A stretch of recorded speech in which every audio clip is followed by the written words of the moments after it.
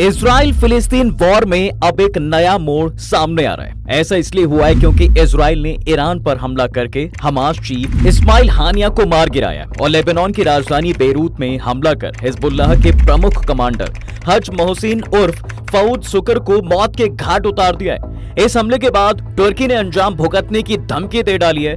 तुर्की के president Recep Tayyab Erdogan ने कहा है कि इजराइल पूरे मिडिल ईस्ट को अनरेस्ट करना चाह रहा है। उन्होंने जस्टिस एंड डेवलपमेंट पार्टी की बैठक में कहा, लीबिया और अजरबैजान के काराबाख की तरह तुर्की इजराइल में भी घुस सकता है। इस पर इजराइल के फॉरेन मिनिस्टर का बयान भी आया, जिसमें वो सद्दाम हुसैन की तरह तुर्की के राष्ट्रपति को अंजाम भुगतने की धमकी दे रहे हैं। इसके बाद एर्दोगान की एक और प्रतिक्रिया तुर्की में काफी वायरल हो रही है, जिसमें उन्होंने बेंजामिन नेतन्याहू की तुलना हिटलर से की है और कहा कि जिस तरह से जीनोसाइड करने वाले हिटलर का अंत हुआ, उसी तरह से नेतन्याहू का अंत होगा। ईरान की राजधानी तेहरान में इजराइल के हमले के बाद ईरान भी खफा है। जिस तरह से ईरान के प्रमुख मेहमान हमास चीफ की हत्या हुई, वो उनके लिए सेल्फ रिस्पेक्ट का विषय बन गया, क्योंकि ये उनके सिक्योरिटी सिस्टम में फेलियर है। अज्यूम किया जा रहा है आखिर इजराइल ने ऐसा किसकी मदद से किया है? क्या ईरान के किसी बड़े अधिकारी ने इंफॉर्मेशन लीक की है? ये सवाल भी सबके मन में उठ रहे हैं। बहरहाल ये तो आगे पता चल जाएगा। फिलहाल तो सवाल ये उठता है कि अगर ईरान और तुर्की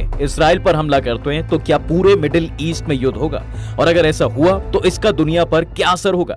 7 अक्टूबर 2023 में जब हमास ने इजराइल पर हमला किया तो इसमें 1200 से अधिक लोग मारे गए थे।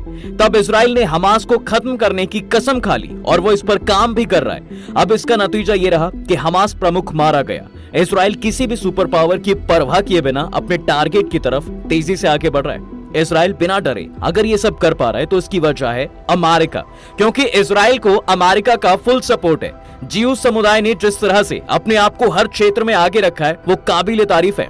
शायद इसलिए भी वो किसी देश से नहीं डरता और अपने दुश्मनों पर बेधड़क हमला करता है। इजराइल का ईरान और लेबनान पर हमला करना भी तुर्की के भड़कने की वजह है। अब हम बात करते हैं इजराइल और तुर्की की ताकत की। देखिए, अगर हम इजराइल और तुर्की का कंपैरिजन करें तो आबादी और हथियारों के मामले में तुर्की इजराइल से कहीं ज्यादा आगे है। तुर्की की आबादी 8.5 करोड़ है तो इजराइल की आबादी केवल 1 करोड़ है। तुर्की नेटो देशों में शामिल है और इजराइल नेटो देशों का हिस्सा है ही नहीं। हालांकि इजराइल को अमेरिका का पूरा सपोर्ट है और अमेरिका नेटो देशों का हिस्सा है। अगर हम 2024 मिलिट्री स्ट्रेंथ रैंकिंग की बात करें तो इस सूची में पहले नंबर पर अमेरिका, दूसरे पर रशिया, तीसरे पर चीन, चौथे पर इंडिया, पांचवें पर साउथ कोरिया, छठे पर यूनाइटेड किंगडम, सातवें पर जापान और आठवें पर तुर्की, नौवें पर पाकिस्तान और 10वें पर इटली आता है। और अगर हम इजराइल की रैंकिंग की चर्चा करें तो वो इस सूची में 17th नंबर पर आता है। मिलिट्री स्ट्रेंथ रैंकिंग के हिसाब से तुर्की इजराइल से ज्यादा ताकतवर लग रहा है, लेकिन इजराइल की एयर डिफेंस सिस्टम दुनिया में सबसे बेस्ट है। इजराइल को जिस तरह अमेरिका का सपोर्ट है, वो भी इजराइल को सबसे आगे रखता है, लेकिन तुर्की भी इजराइल को टक्कर देने की पावर रखता है। इस पर डिफेंस एक्सपर्ट का मानना है कि अगर इजराइल और तुर्की में वॉर हुआ तो इजराइल में भारी तबाही होगी, जिससे दुनिया को तो नुकसान होगा ही। अगर हम तुर्की के डिफेंस बजट को लेकर डिस्कस करें तो तुर्की ने इसे 150% के करीब बढ़ाया है। जी हाँ, जो तुर्की के पावरफुल होने का सबूत देता है। अब इस तरह कहीं से भी इसे हल्के में लेना भारी भूल होगी। अब हम इन सब मुद्दों की जड़ मिडिल ईस्ट के बारे में जानेंगे, क्योंकि इस कॉन्टेस्ट में ये बहुत जरूरी है। मिडिल ईस्ट में कुल 18 देश हैं, जिनमें बहरीन, साइप्रस, मिस्र, Iran, Iraq, Israel, Jordan, Kuwait, Lebanon, उत्तरी साइप्रस, ओमान, फिलिस्तीन, कतर, सऊदी अरब, सीरिया, तुर्की, यूएई और यमन है। इनमें से 13 देश अब वर्ल्ड का हिस्सा हैं। ये इस्लाम, यहूदी और ईसाई धर्म को मानने वाले हैं। सबसे जरूरी बात भी है कि यहूदी देश इजराइल से सभी देश नफरत करते हैं। इन देशों के आपसी रिलेशन को देखें तो ईरान इजराइल से नफरत करता है। इराक और सीरिया के बीच की लड़ाई का तो हम सबको पता ही है। सीरिया को तुर्की नापसंद है। कुवैत इराक की आपस में कम बनती है। यूएई के अलावा लगभग सारे देश आपस में परेशान होते रहते हैं। इस इलाके में मुस्लिम देशों के बीच की एकता कम ही देखने को मिलती है। आज तक वर्ल्ड पॉलिटिक्स में ऐसा कोई इंसिडेंट नहीं हुआ है जिसमें सभी मुस्लिम देश एक साथ नजर आए हों और सबका एक ही स्टैंड हो।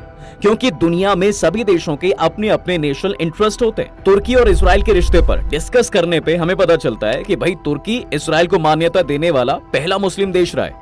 हालांकि जब यूएई, मोरक्को, बहरीन और सूडान ने अब्राहम अकोर्ड्स के जरिए इजराइल को मान्यता दी और औपचारिक रिश्ते कायम किए तो तुर्की ने इसका विरोध किया था।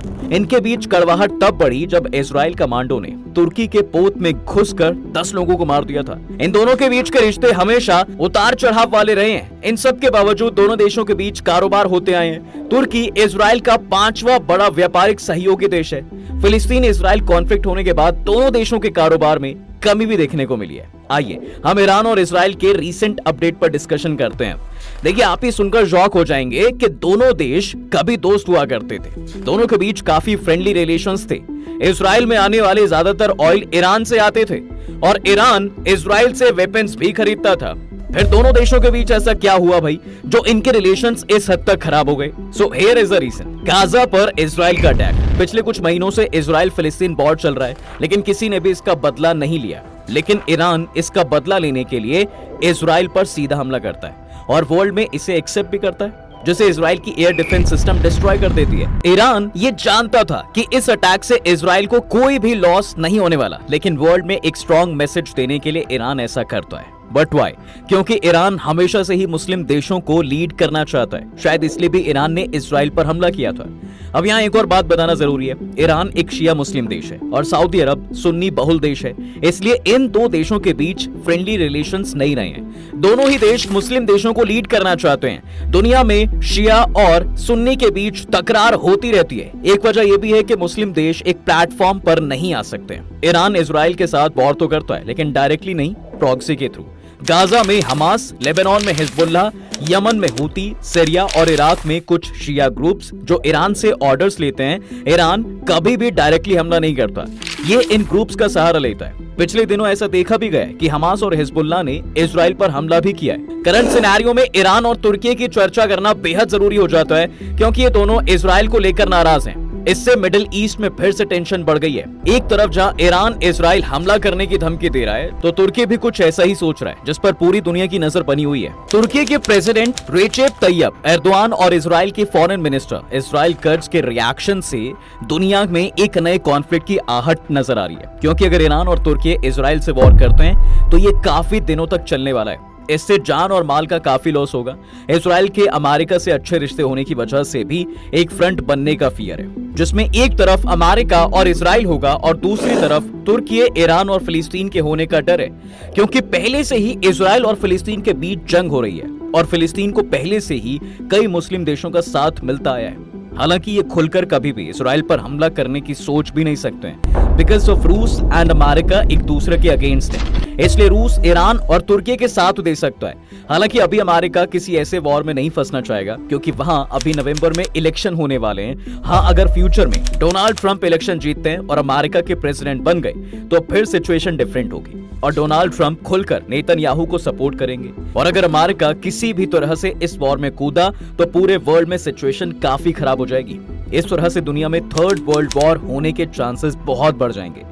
अगर हम मिडिल ईस्ट की बात करें तो यहाँ बॉर्डर इशू काफी कॉम्प्लेक्स है। हम ऐसा इसलिए कह रहे हैं क्योंकि तुर्की के प्रेसिडेंट ने इजराइल पर मिडिल ईस्ट को अनरेस्ट करने का आरोप लगाया है। मिडिल ईस्ट में इतने सारे वॉर इसलिए होते हैं क्योंकि यहाँ अधिकतर मुस्लिम कंट्रीज हैं। अगर हम करंट सिनेरियो की बात करें तो साहब फिलिस्तीन पूरी तरह से डिस्ट्रॉय हो गया है, लेकिन फिर भी इजराइल अब तक फिलिस्तीन पर कब्जा नहीं कर पाया है और अपनी जीत का ऐलान भी नहीं कर पाया है, क्योंकि यहाँ लड़ाई हमास से हो रही है। हमास के चीफ इस्माइल हानिया को मारकर इजराइल लगभग अपनी जीत पक्की कर चुका है। इजराइल के हमास के चीफ को मार गिराने की वजह यह भी है कि हमास ने 7 अक्टूबर 2023 को इजराइल पर हमला कर 1200 से अधिक लोगों को मार गिराया था। इसलिए इजराइल ने हमास को खत्म करने की कसम खाई थी, जिससे वो कभी पीछे हटने वाला तो है नहीं। अभी अगर पूरे वर्ल्ड में वॉर होता है तो इसके लिए इजराइल रिस्पॉन्सिबल होगा, क्योंकि इन्होंने ईरान और लेबनान में हमला किया है। हालांकि इजराइल ने ऐसा हमास प्रमुख और हिजबुल्लाह कमांडर को मारने के लिए किया, बट इन सब की वजह से ईरान और तुर्की ने जो रिएक्शन दिया है वो पूरी दुनिया के लिए काफी घातक हो सकता है। जिस तरह से तुर्की के प्रेसिडेंट को इजराइल के फॉरेन मिनिस्टर ने जवाब दिया है, वो पूरी दुनिया में नए कॉन्फ्लिक्ट को पैदा कर सकता है। मिडिल ईस्ट में हुए रीसेंट अपडेट के बाद ईरान, तुर्की, फिलिस्तीन और इजराइल के बीच वॉर होने के चांसेस लग रहे हैं। अगर ऐसा हुआ तो इससे इस इलाके में काफी नुकसान हो जाएगा। इसका पूरा असर दुनिया पर पड़ेगा। ऐसे में रूस और अमेरिका का स्टैंड इंपॉर्टेंट होगा। अगर अमेरिका इजराइल के सपोर्ट में आता है तो रूस ईरान और तुर्की के सपोर्ट में आ जाएगा। वर्ल्ड पॉलिटिक्स में इंडिया और चीन के स्टैंड्स काफी मायने रखते हैं। इंडिया के अमेरिका, रूस, ईरान, तुर्की सबसे अच्छे रिश्ते रहे हैं। चीन और पाकिस्तान जैसे नेबर कंट्रीज को छोड़कर दुनिया के अधिकतर देशों के साथ इंडिया के रिलेशंस अच्छे ही रहे हैं।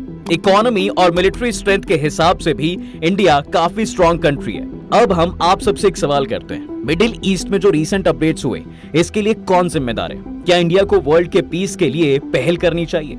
आप सभी कमेंट करके इसका जवाब जरूर दीजिए। वीडियो अगर अच्छी लगी हो तो चैनल को सब्सक्राइब करें, अपने दोस्तों के साथ वीडियो को शेयर करें और लाइक करें।